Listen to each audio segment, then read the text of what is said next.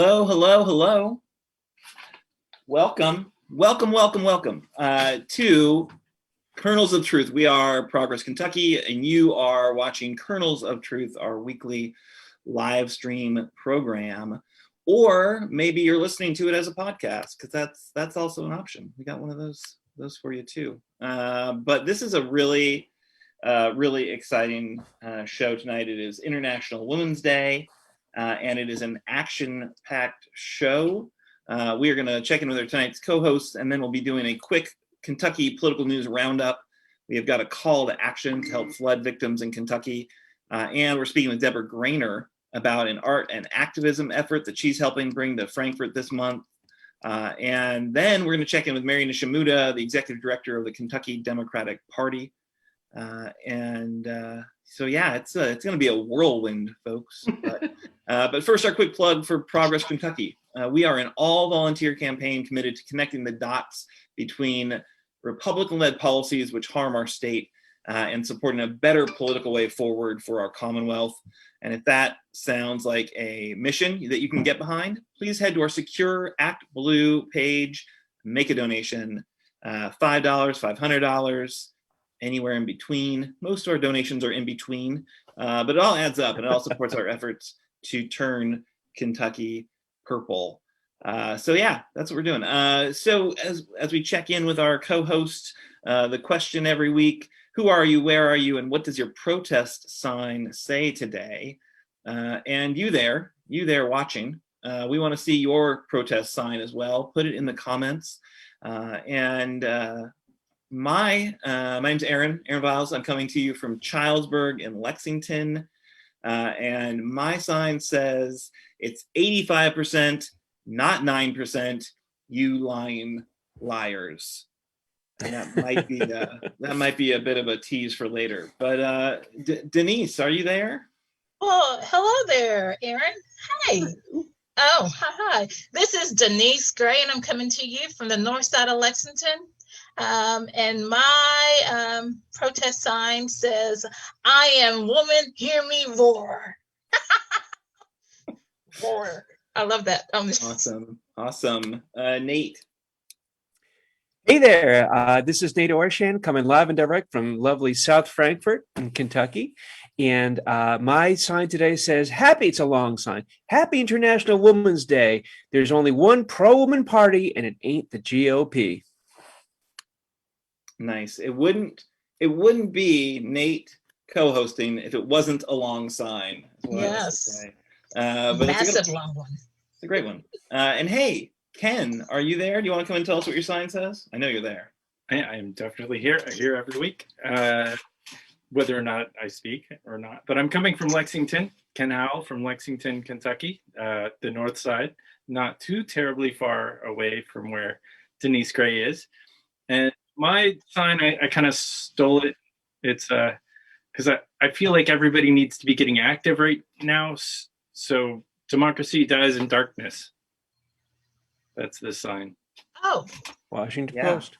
That's familiar. Democracy dies in darkness. Yes. Nice. I mean, participate. I think you have to give 5 cents to Jeff Bezos to the Washington Post for that sure. sign. That slogan. All right, so we're going to do our News of the Week roundup. We've got a couple of big national stories, and we got a deep dive into a bill in Frankfort, and then a bunch of other bills that are happening in Frankfort. So I want to just touch on one story that caught my eye, and it's getting a lot of attention on our Facebook page.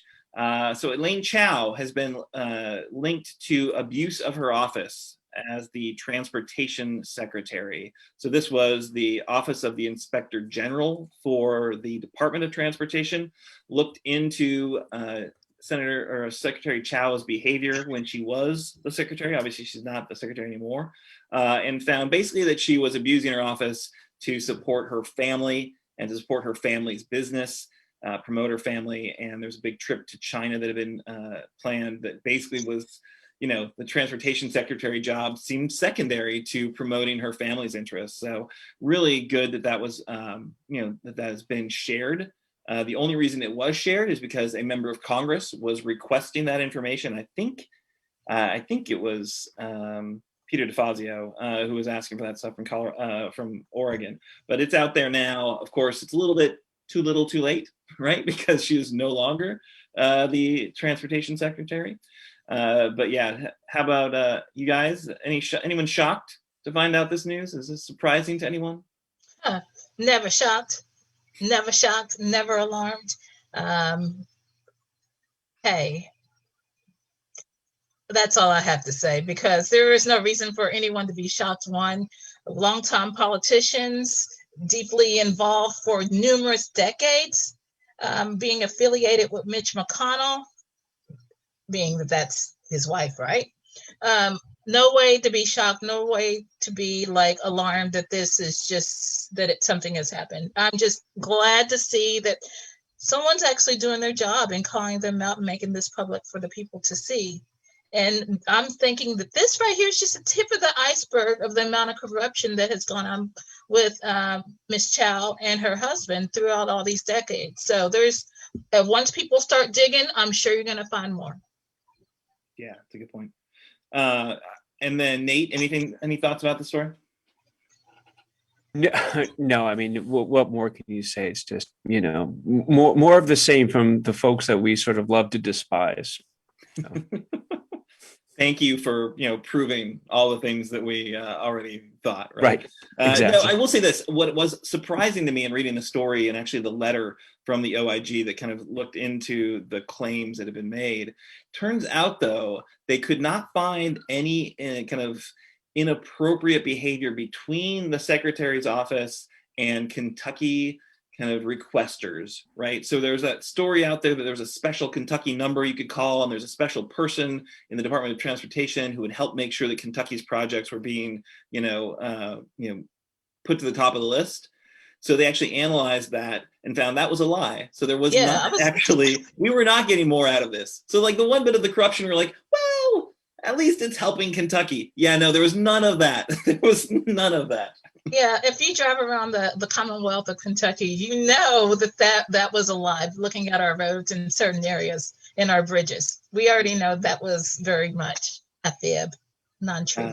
Yeah. But speaking of federal resources, so this weekend the Senate passed the American Rescue Plan. So we've got Joe Biden's first big legislative accomplishment has happened. It has been passed, which is awesome. It is, of course, has to go to the House because there have been some changes. The Senate kind of watered down a couple of things, or weakened a couple of things. But it is a big, huge kind of reality-shaping piece of legislation. $1.9 trillion, and the Republicans immediately started lying about it. Right. So this was my sign earlier. They all took to their Sunday shows to say that only 9% of this, multiple $1 trillion package actually goes to coronavirus kind of relief efforts. Well, the actual number is 85%, right? So the vast majority of this bill is all about responding to the coronavirus crisis and the economic fallout of that crisis, right? So of course the direct payments, that's because of the coronavirus impact. You don't get stimulus money if everything's normal, right? The stimulus is because the economic impact of coronavirus, right? The money for restaurants, the money for small businesses, the extension of the unemployment insurance. Those are the big tickets. Those are the most expensive pieces of this package, all of which is because of the economic impact of coronavirus. That 9% number the Republicans keep talking about, that's the money for the vaccine and the vaccine distribution program, right? So 9% of the entire package goes to the vaccine distribution and the vaccine production. But the vast majority of this thing is to help people who have been hurt by, the reality we've been living for the past year. And I think one thing that kind of shocked me is this is basically an update of the last coronavirus relief effort, which, if you recall, was done under Trump and was supported by all the Republicans, right?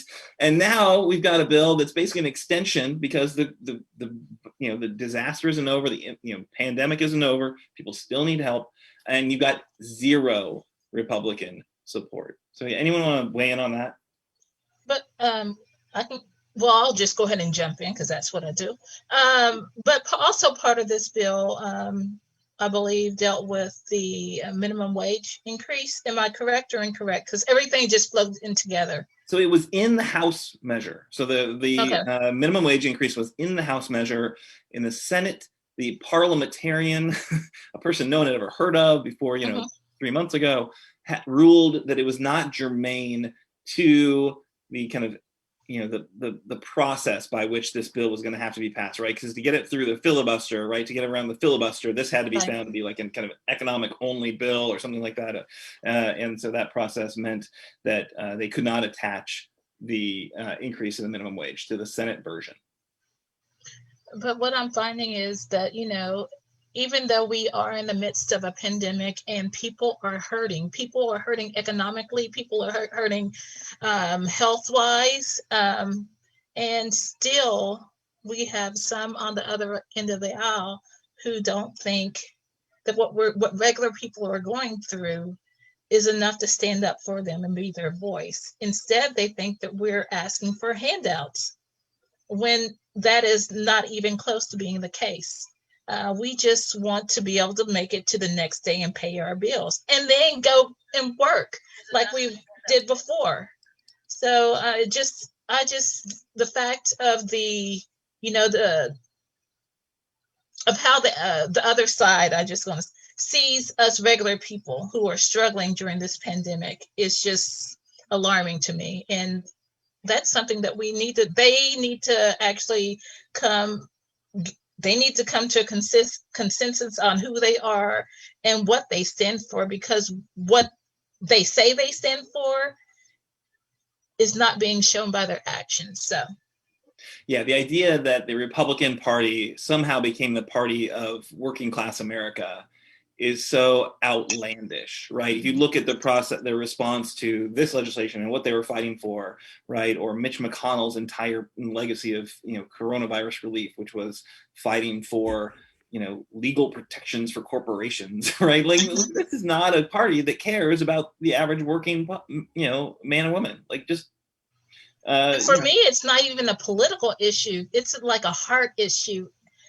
It's like, this is who they are at the core. And the fact that they don't care about regular folk, they care about people who can do for them and step in tow with what they're saying. So it's very alarming. And I just need people to wake up and think for themselves and look around and see things as they are and not how they wish and hope they were. Yeah, absolutely. That idea that this like the $2,000 check, right? So that was something that everyone campaigned on in the last election. Trump came out and said, yeah, it should be a $2,000 check. And so the relief package that they had before, was a $600 check. So like, all right, well, let's get the $1,400 we owe people, and we're fighting to get that to people. And that was, this Republicans, leader was saying that's what people deserve. And of course, did any Republicans support this effort? Not a one. Not a single one. And also the fact that the amount for unemployment went from 600 last time, I believe, the very first round at this time last year, going down to 300. So what do they think has changed between now and last year? I mean, seriously. We have people who are struggling, like real struggling, people who don't have food, even though, because they don't know about the resources out there to, go to a food bank and all those sorts of things. We have people who really are struggling to pay for their medication, really are. It's just hard times out there. And I wish that we had leaders that were willing to step up and lead, regardless of political affiliation. Yeah. What was crazy to me, I'm sorry, I had to interrupt just for 1 second, which is totally weird, I know. But McConnell, he said everybody's going to quit working. $1,400. We're all going to stop working and retire off $1,400. Well, tell him to go ahead and give us all the money. He can hold on to $1,400. So, All right, so hey, we're going to transition into some state level stories. So there's a bunch of bills happening. We're kind of wrapping up the legislative, or kind of around, we're towards the end of the legislative session, the General Assembly, and there's a bunch of bills moving. And Nate's got the first one. Nate Orshan has the first one.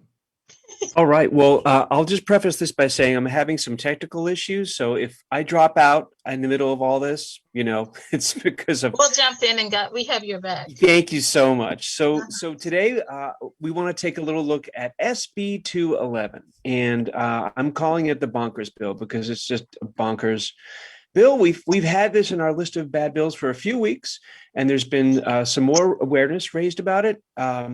With even a nationally focused article pointing out how horrible it is.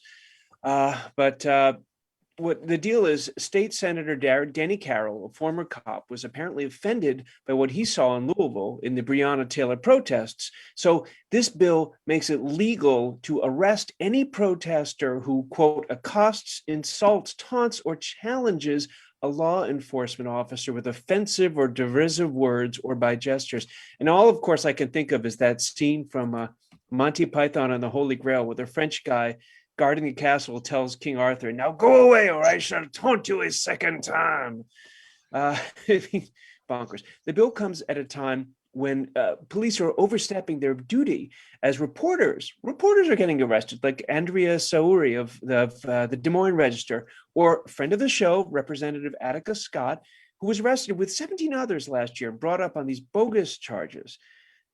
Folks, the First Amendment says it all. Congress shall make no law abridging the freedom of speech or of the press or the right of people to peacefully assemble. I'm paraphrasing ever so slightly.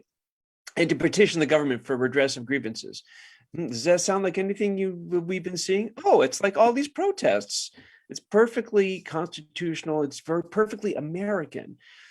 And yet, the Louisville Metro Police Department put out a memo and a mission statement. They say, quote, "It's the mission of Louisville Metro Police Department to deliver professional, effective services fairly and ethically at all times, yada, yada, yada. We will encourage and promote community involvement on all levels to achieve these ends." They suggest in the memo that their values are making the community our primary focus, respect for all people. Respect for all people? Does arresting people for expressing their constitutional rights appear anywhere in this mission statement? What about tear gassing peaceful protesters? Should police departments across the state be given another grayish area to arrest a Kentuckian? Let's look at the bill. So Kentucky Senate Bill 211 wants to update and amend several KRS sections, from creating the crime of unlawful camping on property owned by the Commonwealth, such as during a protest, likely after a painfully blatant crime committed by local police. For example, remember when they cleared out Jefferson Square Park with tear gas, which they've already done several times. I guess they just want to make this act of violating constitutional rights more legal. I'm not sure how that works, but the bill would amend and create more than 30 updates to the Kentucky Penal Code that are directed directly at peaceful protesters. Terms like require restitution, create the crime, provide enhanced penalties, restrict when a person can be released, penalty enhancements for violation, riot. Was there a riot before police launched tear gas into a crowd of people? Who started the riot? Bottom line, SB 211 is geared to punish people, not to serve or protect any citizen of this country. The bill does not offer accountability, just more of the same injustice and punishment. So yeah, this is a 100% verifiably bonkers bill. Back to you, Aaron. Thank you, Nate. So yeah, that's a tough one. Denise, any thoughts on 211? No. All right, we're moving on. All right, so here's a short rundown of a few other bills that are currently moving. HB 312. So I think we discussed this one as well. This is a huge problem in terms of our open records laws. So this allows the LRC to be the final arbiter of what records may be released without any appeal to the AG or the courts. It's a residency requirement in place. So only people of Kentucky can even ask for some of the information that they're likely not going to give you. The bill started out as a placeholder bill related to making changes in kind of general neutral verbiage, right? And that somehow they do this. Apparently, the legislators have these placeholder bills they can then just use to swap out with anything to kind of like keep the public kind of in the dark for as long as possible, which seems appropriate, right? If it, keep it in the dark if you're kind of undoing sunshine bills. But yeah, the bill's on a fast track to approve it. There's been a lot of awareness, though. Folks like the Kentucky Open Government Coalition have worked really hard to elevate this issue. We signed on to a letter that they put together, a coalition letter opposing the bill, and hopefully we're slowing the process of its passage, and hopefully we can actually stop it. So that's the effort right there. We're also then seeing SB 5, HB 10. This is again the Mitch bill, right? So Mitch wants to make sure that there are legal protections for corporations in the wake of the coronavirus pandemic. And this is the state level version because Mitch couldn't win it at the federal level. ALEC got behind it, American Legislative Exchange Council, and is now pushing these bills all across the country. This is Senate President Robert Stivers. The Kentucky Chamber of Commerce are behind this bill, so they're really not taking no for an answer. But even Republicans in the Kentucky State House have called the bill a solution in search of a problem. So they're, even these Republicans are getting that this might not be the best thing for everybody. They pointed out that the big winners are Wall Street banks and insurance companies, and they're creating a new protected legal class of corporations, which, not exactly something that a lot of people see as valuable. But contrast that with HB 272, and that's a water bill late penalty, which allows utilities to add a 10% penalty for late payments on water bills. Think about it though. Here we are. The federal government is sending out checks to people because they understand this current, this pandemic is real, it's happening, it's affecting people, and they need help. Meanwhile, our legislature in Kentucky is working overtime to provide protections for businesses and sticking it to those who cannot afford to pay their water bills. Like, whose side are these folks on? There are 800,000 Kentuckians at or below the federal poverty level. The federal minimum wage is $7.25 an hour, and the federal poverty level competes to about $6.13 an hour, right? So this is basically like Kentucky politicians do not care about poor people. If you are a Republican, you have an agenda that does not care about poor people. The fact that they will not allow an increase to the minimum wage at the federal or state level, that's the Republican Party's one of their primary planks is to keep people poor. And the legislature, General Assembly seems to be picking that up in lockstep, which is unfortunate. So today was a quiet day. There's a budget conference committee that convened to work on the budget. Other legislative committees may be meeting as needed to complete work on their priority bills, but the General Assembly is scheduled to resume their work on Thursday, right? So right now is a really good time to call. I know we've told you, given you this number a bunch of times, but let's do it one more time. 1-800-372-7181. And that's from 7 to 9, Monday through Thursday, 7 to 6 on Friday. There are 6 working days remaining on the schedule for the General Assembly between now and March 30th. Now is the time for your voice to be heard. Make sure you're calling that number. I promise you, they are the nicest people in the world. It's not scary. I know some of you are like, I don't really know enough to call. You do. You know enough to call. They're going to walk you through the process. You don't even need to know who your legislator is. You give them your address. They will tell you who your senator is, who your representative is. They'll ask you if you want to send it to the senator or the legislator or the both, or you can actually send them to everyone. You can send your message to every single member, which I kind of encourage people to do frequently. I try to do it twice. Because they kind of put them in different systems. So if it's going to your legislator, it's kind of like, this is a constituent, but you can then also send it to everyone. Anyway, they need to hear from you, because right now this massive majority that the Republicans have, it means bad legislation is being created and being moved quickly, and we need to stop it. It makes me feel better at least calling, even if they ignore me. Let's make it hard for them to ignore us. All right, so now next story, turning to Denise for the natural disaster that we're experiencing on the other side of our state. Yes, thank you, Aaron. So I'll be talking about the Eastern Kentucky flooding. The past week or so, we've seen historic flooding in Eastern Kentucky with local disaster declarations in at least 49 counties. The Kentucky River has set historic water level marks in numerous spots such as Breathitt, Owsley, Lee, Estill, Perry, Floyd counties were all hit hard, with the Kentucky River staying at flood stage all the way to Frankfort. in Clark County, there are numerous residents who haven't been able to return home to their homes due to the road damage that was caused by the flooding. And the overwhelmed county and state agencies haven't been able to even get to some of these areas because of the damage, to assess the damage that impacted. Like in, let's think about the Red River flooded as well and impacted homes and businesses in Powell County. So those right there are numerous counties that have been affected. On March 5th, there were several viral video clips of a marina that became unmoored on a very flooded out Elkhorn River by Frankfort, that took out power lines and scraped up a bridge. A friend of the show and a good Samaritan, Celis Wilder, picked his video camera up and paddled out to the marina to secure it from causing more damage downstream.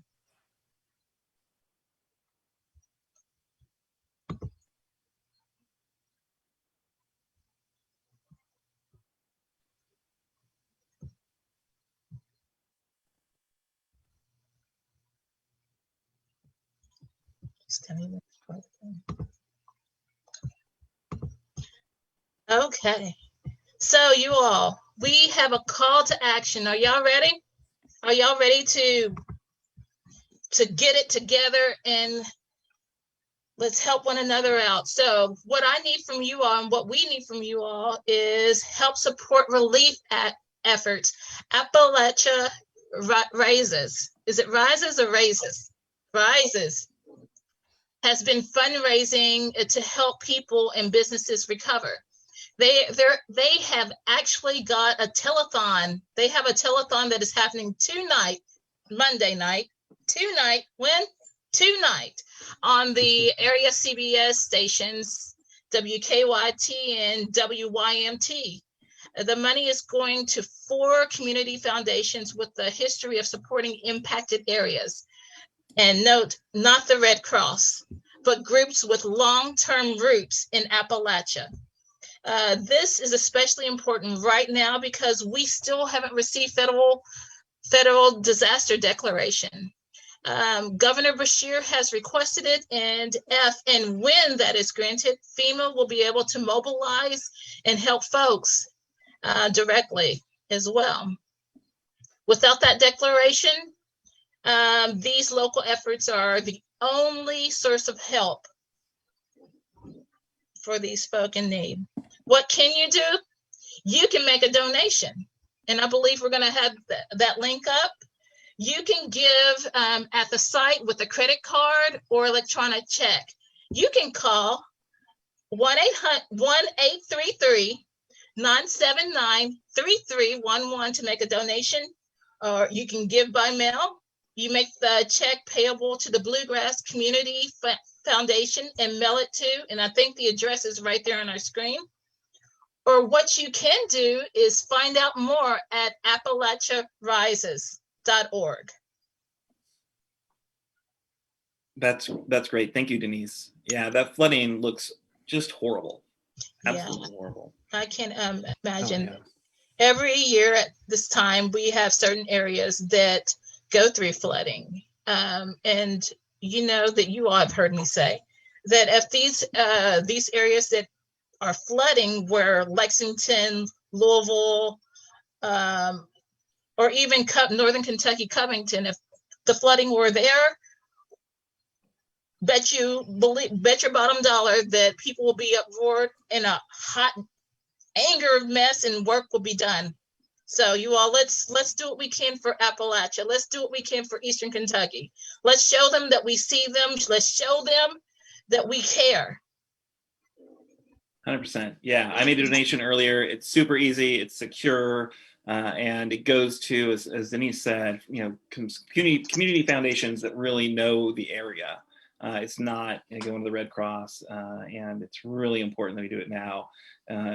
between now and when hopefully a disaster declaration is made and FEMA can get mobilized. But we definitely need to support folks, support our communities now. All right, so we're moving on. We got really exciting, our first interview of the evening. We are bringing on an activist, a fantastic activist, who's a longtime supporter of our work. I know I've seen her in the comments watching the show, the live stream. So really excited to have Deborah Greener joining us tonight. Hello, Deborah. How are you? I'm doing well today, thank you. How about everybody else? Hi, Mary. Can't complain. Living it up, living the dream. We're live to the internet. It's exciting. Nothing to complain about right now. So Deborah, I ran across an event that you're organizing, which I really wanted to talk about. It's with Love Kentucky. But as you know, we're not just like some sort of a news show. We are a digital demonstration here in Kentucky against the powers that be, the political system as it is. What does your protest sign say tonight, Deborah? Well, this protest sign has been with me for a while. It went through Drive Around the Capitol for the Poor People's Campaign. It hung on the front door in our mostly Democratic neighborhood. And my husband made it for me, and it's going to the Capitol on the 16th.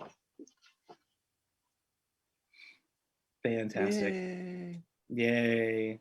Thank you. And I bought this paper board last April when I wanted to go up and support Governor Beshear when they first started slamming him. So this is what's near and dear to me.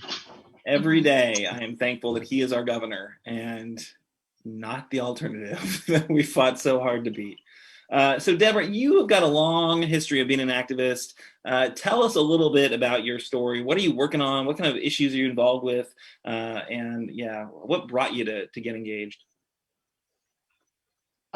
My husband and I moved here in 2009, the end of 2009. And I had a little bit of trouble getting myself assimilated and feeling comfortable. Fred came here to work at Buffalo Trace as a tour guide, and it's his retirement job. And I brought along a little sneaky drinking situation that got worse in around 2011. And on Halloween that year, I got myself drunk and started a fire in our rental home. So I was convicted of arson and, of course, lost my right to vote, which I didn't really even think about at that time because the trauma, from going through the whole situation was long enough. Probation was 5 years. And at the end of when I came off of probation in 2017, sorry, my 18-pound cat is banging into my table here. When my probation was over and I started looking into expungement and pardons and all that, because I don't think I got the short end of the stick from our local legal folks and police folks here. I don't think you should be convicted of arson when you're trying to apparently commit suicide. I don't have any memories of what happened. So that's when I found Kentuckians for the Commonwealth. And I became immediately connected with them and their Voting Rights Coalition, which I became a member of, which is like 40 of the most fabulous organizations that have been working on restoration of voting rights forever. And of course, KFTC's also been doing this particularly for over 16 years. So my third year in, and then to get my right to vote back in 2019 was just remarkable. I didn't have to pay all the dues that other folks have been doing for so long. In the meantime, when I couldn't find a job because I was a felon, I started volunteering here, and I worked for a long time as a volunteer at Lifehouse for animals. Love Betty Martin and the gang there. You just go for a change every once in a while, and I got to meet one of my favorite Frankfort people, Gabe Broadwater, with the Trap, Neuter, and Return program here with the Humane Society. And I got involved with her. We were trapping all the time out in the weather and night. And, we take community cats and spay and neuter them and give them shots. And then they get to go back to the community, the places where they live, because feral cats are actually a good deal for the to keep vermin down and all that stuff. And of course, then we don't have as many kittens to worry about in April kitten showers. So it was funny. It was just a year ago today. It came up in my Facebook memories. Like I said, in my 3rd year out with KFTC, which was last year, I got to, and it's just remarkable to me. I got to MC the Kentuckians for the Commonwealth Healthy Democracy Day.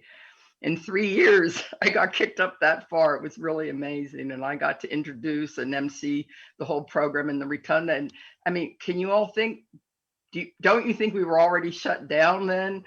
You know, and that was right in the beginning of March, and we were still up and around. It just blew me away today when I found that.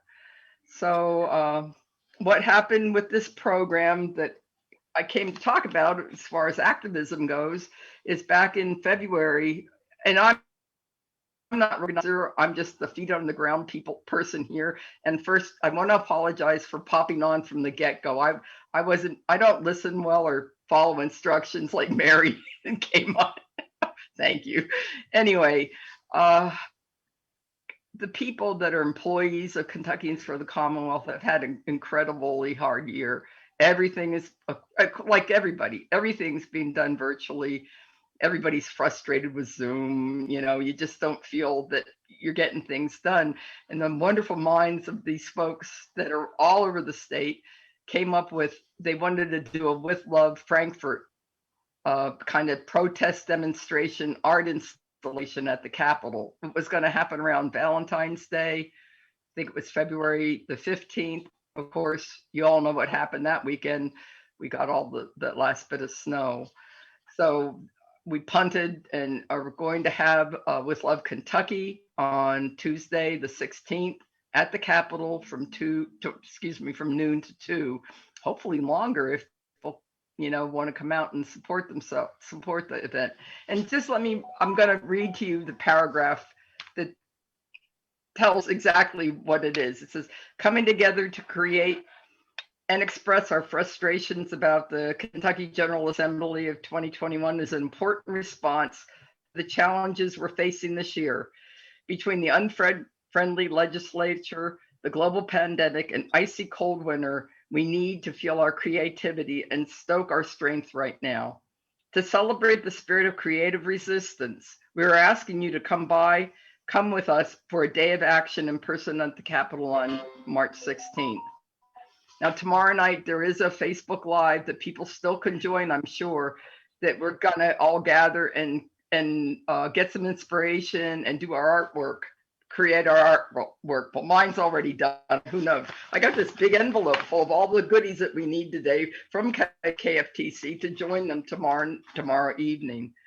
But the whole thing is going, whatever art you have, create something and show your legislator how you feel about it. This is your time to vent some of the frustration that we've all have experienced over this past year. I just can't think of a more creative way to do it.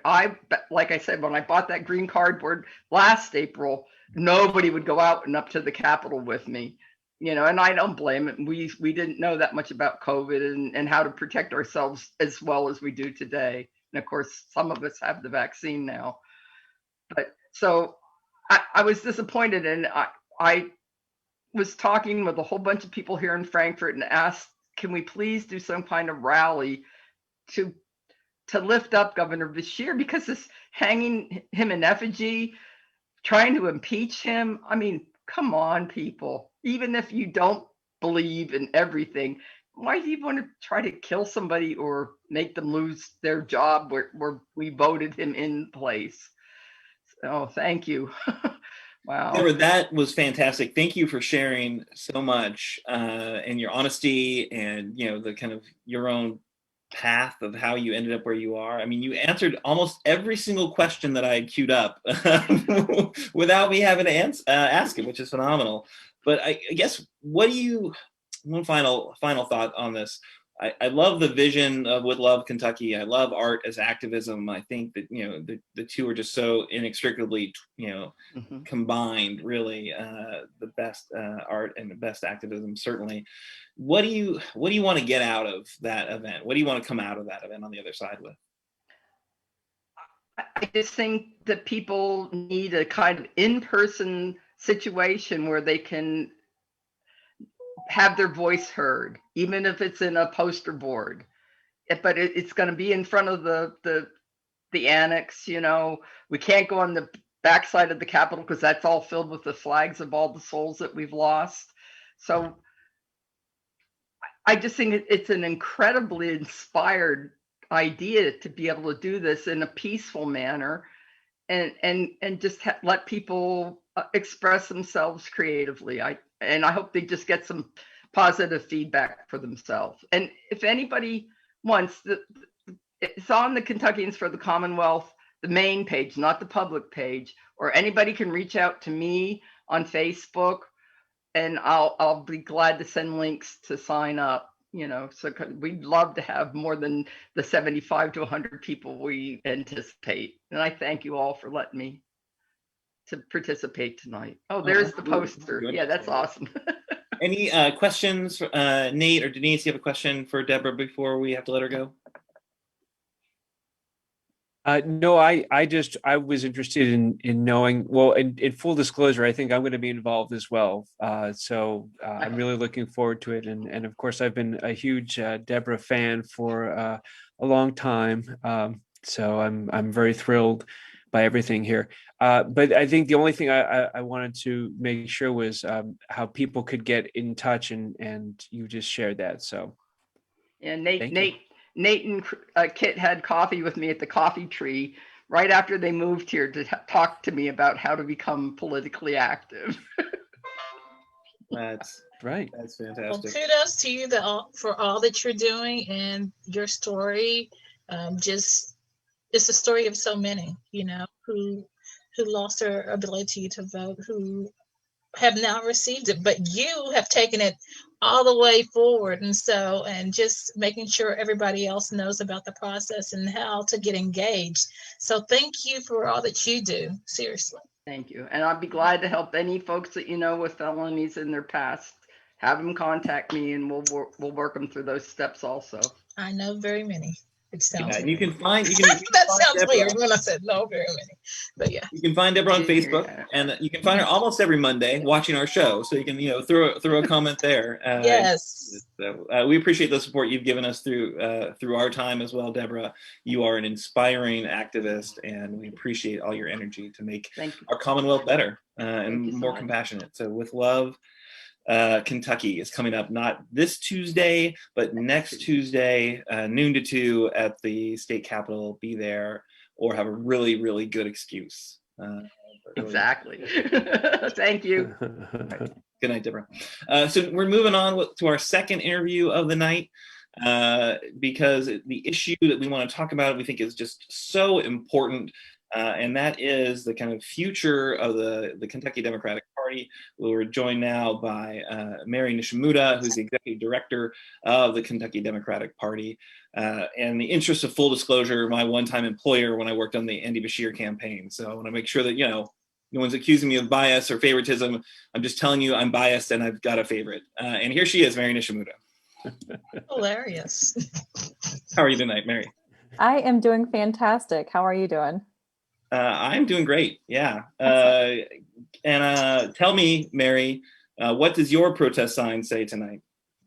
That's a really great question. I always like the protest sign that says grab them by the midterms. And as we prepare for yet another midterm election next year, I think that one is kind of evergreen in my book. So I'm gonna probably recirculate that a couple of times. That's a good one. All right. So tell us, what is REORG? Yeah, so the Kentucky Democratic Party, and this is not just unique to us, all state parties do it throughout the nation, which is actually something that I didn't realize, a couple of years ago, is that it is a process that every state party goes through, in a little bit of a different way, depending on what your bylaws say. But we completely re-elect all of the committees that help govern our party. So every precinct, or the lowest to the smallest unit of your voting block, your precinct, normally, if we are not in COVID, like where you would go vote is normally 1-to-1 with your precinct. Sometimes polling locations are large and you have a couple of precincts that show up there to vote, but your precinct, your neighborhood, is that lowest level of the Democratic Party in terms of organizing. We select committees that consist of 3 people there, and then those people then go on to elect their county executive committees. And the county executive committees in every county within the state are responsible for like recruiting Democrats to run for local office, for making sure that we're engaging activists, that we're reaching out to folks who may not be under the umbrella of the Kentucky Democratic Party, but are doing like really fantastic work, like Debra just spoke about. They're responsible for like fundraising, for, supporting local candidates when they're running for office, et cetera. So that is the county party. And then through the county conventions, or if you're in Fayette or Jefferson County, you go through legislative district conventions. So it's a little bit different in those 2 counties. You also are electing people to then go and be your electors, for lack of a better word, to the district and the state convention. And that will happen on June 26th. All of this will happen for the first time ever virtually. We normally go through this process every 4 years. It happens during the presidential election cycles. And I'm seeing Nate's really big eyes, like it's all going to be virtual. I know that was my reaction too, but it will be. It is actually in some ways a lot more challenging because we're talking about, distributing thousands and thousands of ballots all throughout the state, being able to manage all of that. But the other side, we used to always have to gather in person, whether it was at your precinct location or at a central location within your legislative district or your county. And that in and of itself, even though the load was distributed, was kind of a logistics really big thing to do as well. And so in some ways, I think it's actually opens up participation to do it completely virtually. And it also is, logistically going to be, I think, easier to pull off than if we had to do this all in person. So I'm actually really looking forward to it. But yeah, so that is, and then at the district and state conventions, kind of going back to that, that's where we elect our state executive committee members. So our state central executive committee members. And so the layers, I guess, of the Democratic Party, because it feels like a wedding cake. You have the precinct committees, and then you have the county committees, and then you have the state central executive committee that is kind of the governing board of the entire state. And then you have the counties and then the precinct. So does that make sense? Yeah. And I can go back through that process again, because I know that was like the 20,000 foot view level. I do want to just point everybody to our website where we have all of the steps outlined, and that's at kydemocrats.org. And then there you can do /2021-REORG. And I will throw the link into the chat here, or you can just go to kydemocrats.org, and then you can navigate to about the party. And so the first level of involvement is at the precinct conventions level. Those you can either just participate as a voter, which I encourage every Democrat who's listening tonight to at least participate as a voter in your particular precinct. All of that opens up on March 15th. You can also run as a precinct committee member. And I encourage everybody to run as a precinct committee member. Oftentimes in many areas of the state, we actually, you might be the only person who signs up. So, or you might have a couple if you live in a more Democratic area. But I would always throw your name in the hat. You never know. And then the folks who are elected as your precinct committee members are then the people who vote in the county conventions or the legislative district conventions. So does that make, I'm here to answer any questions. I don't want to overload you with information because it's kind of like, yeah, dip your toe into it, but I'm here to answer any questions you may have. That's great. Thanks. Nate, do you have a question for Mary? I think yeah. So I imagine that there's people watching this or listening to it on a podcast who are interested, but they sort of don't have the first idea of how to even, get involved. So like, what's the super easy way that they can sort of involve themselves with this process? No, I think that's a really good question. So the easiest thing to do is on March 15th, is to go to that website and sign up to participate in your precinct convention. Again, I would encourage everybody to run as a precinct committee member, or if you don't want to run, you can always just vote in the process. So I would highly encourage everybody to vote or to run as a precinct committee member. And then from there, it really is kind of like, once you're a precinct committee member and once you're in that flow, then you will get updates like, here's the next step for county conventions, here's the next step for your district convention. So it's kind of like you're in that flow at that point. I do want to clarify, though, that if you're interested in serving as a county executive committee member, you don't have to be elected as a precinct committee member. Like, you don't, let's say that I live in a fairly Democratic precinct here in Franklin County, and if I'm interested in serving on my county executive committee and I get edged out by Denise, who beats me as my precinct committee woman in that particular role, then that doesn't mean that I still can't serve on the county executive committee. So I can still run as a county executive committee member if I'm still interested in serving in that particular capacity in my county. And the same for state central executive committee members that are elected at the congressional district and the state conventions. You don't have to be voted upon in those earlier steps to run for one of those positions. So if that makes sense. Yeah, that's helpful clarification. Yeah. Thanks, Mary. Denise, you have a question for Mary? Okay, so hey, Mary. Hey, Denise, it's good to see you. Hey, great to see you. So I know that. So what is being done? I'm trying to figure out where to go with this question. But what is being done to promote? Am I frozen? And I am. We can hear you. Am I frozen? Okay, so what is being done to promote this in all areas of the Commonwealth? That's a great question. We have a couple of different ways that we are reaching out to people. One is we have info sessions that are planned that hopefully everybody gets a chance to attend one of them. It's going to be the same information that's repeated. So I dropped the link for the one that is happening tomorrow at 7:00 Eastern. And that is, again, open to any Democrat who is interested in learning more details. And it will go into a lot more detail than what I'm covering tonight. So that's tomorrow at 7. That first link that I dropped in the Facebook has all of the dates out there for all of our info sessions. So that's the first thing, is just telling people like what this whole thing is, because I know when I was first getting involved with the party, it seems like this really crazy arcane process. And but once you learn more about it, it's actually fairly straightforward. It's just you go from point A to point B to point C, etc. So I would encourage everybody to find an info session that fits in their calendar and attend that. The second thing is that we are doing a statewide texting program out to over 120,000 active Democrats. So people who have volunteered in the last couple of years, people who are interested in running as a delegate in 2020 to the national convention. Everybody who is kind of like volunteered or done something with the Democratic Party in the last couple of years will get a text message saying, hey, why don't you get involved?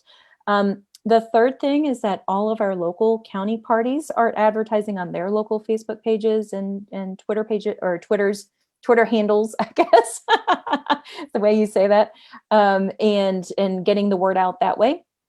Some of them can opt to either put a newspaper ad in, or you can email people out and put it on social media, or a combination of all of that. And then the state party as well, we have a social media plan that we'll be really pushing forward in the next week as the nominations open, to get people to share the nomination link around and get folks in the door that way. So it's a combination: social media, texting. We have local parties who are doing phone banks. And then, of course, we have the info sessions that we're doing as well. That's great. So no excuse for people to miss this information, really. That is correct. Yes. And it That's is really cool if you really take a step back and think about it. I mean, I can't think of any other nonprofit or even for-profit board that completely, or organization that completely recreates itself every 4 years. So if you have been sitting on the sidelines, like, nobody like asked me to serve on our county executive committee, but I'm kind of interested in it, or I kind of want to get more involved with the party, like, don't wait for somebody to tap you on the shoulder. Just do it. Just sign up and just do it. And so that is my big motto in all of this, is that sometimes if we wait for somebody to tap us on the shoulder, we're just never going to get tapped. And that doesn't mean that your talent isn't wanted or needed or welcome in the party. We just want you, if you have the interest, the desire, we welcome and would really greatly appreciate that energy and your time, talents, and treasure. So thank you. Treasure. We have to pay to be involved. Yeah, And also, exactly. I would add to it does everyone not cost anything to else. do this. It's just a saying, time, talent, treasure, right? What's that, Denise? And can I add something? Can you? So everyone out there who has said the Kentucky Democratic Party doesn't represent me, or I feel a disconnect from the party, this is your opportunity to get involved, possibly join State Central, possibly become a leader in your local Democratic Party. This is your opportunity to make the Democratic Party that looks like you. So I'm calling on all women, all people of color, people who worship in different ways. This is your opportunity to become the party. That is all. Well, it sounds good, Denise, but I'd really like to just sit back and complain about the Kentucky Democrats. And I feel like if I got involved as a Kentucky Democrat, that would undercut my ability to whine and complain and bitch about the outcomes. So no I'm excuses. gonna sit back. Just gonna sit back. I'm just saying you have no excuse anymore. So if anybody's like, well, I wish ABC would do X, Y, Z, like, get involved and make it happen. So yeah, 100%. I truly, kidding aside, like, the state of the Democrats in Kentucky is not awesome, right? I think, don't take this the wrong way, Mary. I would hope you would agree. Looking at the political landscape right now, things are not awesome for the Kentucky Democratic Party. We need more engagement. We need more ideas. We need more folks, challenging the current status quo, which is tough sledding for Democrats in this highly red state. And I got one question for you, Ray. What do you think it's going to take to make Kentucky purple? We're not talking about blue. We're just like, how do we get to purple? I think that every local party, every Democrat, every person needs to help turn out Democrats to get them engaged in the electoral process. If you look at Denise, you kind of hit the nail on the head. You look at the populations that are not necessarily represented strongly in our party, or don't have a large voice in our party. We need to engage them, within the party apparatus. We need to give them a reason to vote for Democratic candidates, by engaging them in not just, when we're in get out the vote periods, but leading up to that as well. And that engagement with those other communities that may not look like you and me, Aaron, happens through all levels of the party. It can't be on the shoulders of a statewide candidate to have those relationships in all of those communities, year after year after year. That is why the party exists.